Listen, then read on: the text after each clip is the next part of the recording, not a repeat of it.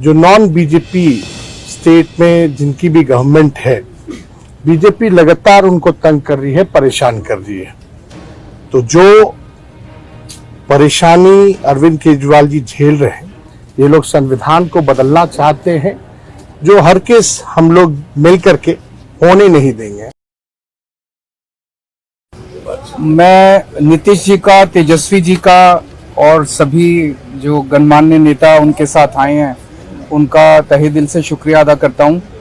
जो supreme court का आदेश आया था, जिसमें सुप्रीम कोर्ट ने सारी पावर्स दिल्ली की चुनी हुई सरकार को दी थी, उसके बाद उसके 8वें दिन, सुप्रीम कोर्ट का आदेश आने के 8वें दिन, 8 दिन के अंदर उन्होंने अध्यादेश जारी करके सुप्रीम कोर्ट के ऑर्डर को पलट दिया। चुनी हुई सरकार की सारी शक्तियां छीन ली, सरकार को बिल्कुल पंगु बना दिया और सारी ताकत एलजी को दे दी कि अब एलजी दिल्ली चलाएंगे। 5-0 से जजमेंट आया था, पांचों जजों ने, संविधान पीठ ने जजमेंट दिया था, उस जजमेंट को पलट दिया 8 दिन के अंदर। ये संविधान के खिलाफ है। उसके बारे में नीतीश जी आज आए थे और उनसे काफी डिटेल में चर्चा हुई। उन्होंने पूरी तरह से समर्थन जाहिर किया कि ये वो हमारे साथ हैं, दिल्ली के लोगों के साथ हैं, और दिल्ली के साथ जो अन्याय किया है केंद्र सरकार ने, उन्होंने कहा कि इसका मिलके लड़ेंगे। और मैंने उनसे निवेदन किया, अभी वो पूरे देश के अंदर विपक्ष को एकत्रित करने में जुड़े हुए हैं। मैंने उनसे निवेदन किया कि अगर सारा विपक्ष इकट्ठा हो जाता है, नॉन बीजेपी सारी पार्टियां इकट्ठी हो जाती हैं, तो एक तरह से राज्यसभा के अंदर अगर ये इसको बिल के रूप में लेके आते हैं, तो इसको बिल के रूप में हराया जा सकता है राज्यसभा के अंदर। और अगर राज्यसभा के अंदर ये बिल हार गया, तो ये एक तरह से 2024 का सेमीफाइनल होगा। फिर एक मैसेज चला जाएगा पूरे देश के अंदर। ये बिल अगर हार जाता है तो मैसेज पूरे देश में जाएगा कि 2024 के अंदर बीजेपी की सरकार जा रही है। बहुत अच्छा। तो हम लोग आए हुए थे यहाँ, तो आए ही थे आपसे मिलने के लिए, और इनको काफी जो सुप्रीम कोर्ट का फैसला हुआ बहुत अच्छा लगा, और हम लोग तो देखते ही रहे। अब उसके बाद जो कुछ भी करने की कोशिश हो रही है केंद्र सरकार के द्वारा, ये तो एक विचित्र बात है। अब आप जरा संविधान को देख लीजिए, क्या अधिकार है। जब गवर्नमेंट बनाई जाती है, इलेक्टेड सरकार बनती है, तो उनको जो अधिकार दिया गया है उसको कैसे आप हटा सकते हैं?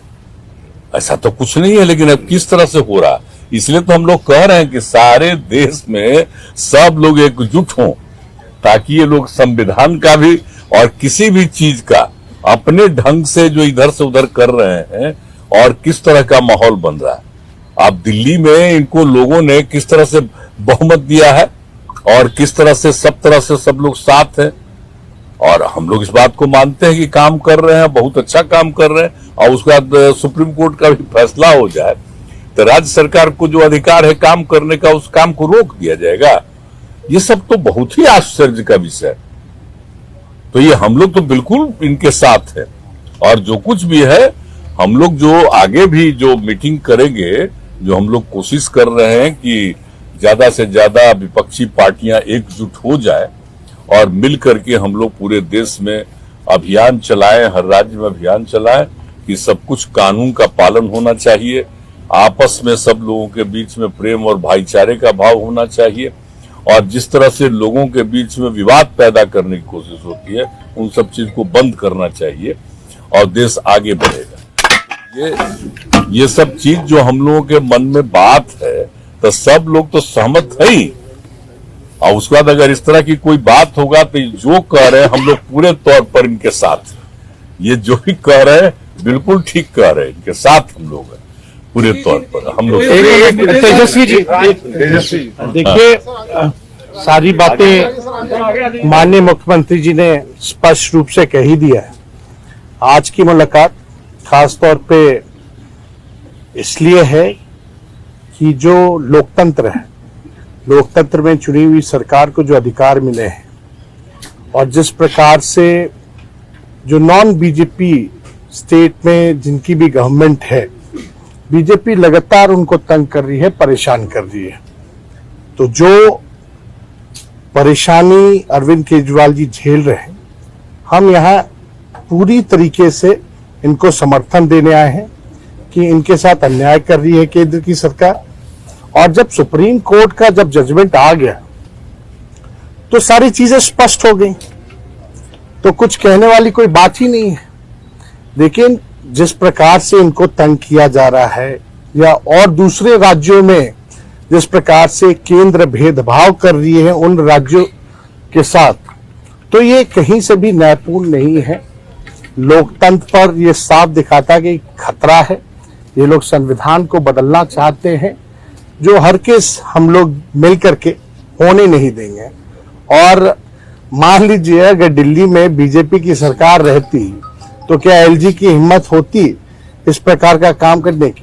तो एक बात से पूरी तरीके से हम लोग विश्वास के साथ कह सकते हैं, जितना भी ये अरविंद केजरीवाल जी को सताएंगे, तंग करेंगे, ये उतने ही मजबूत होंगे।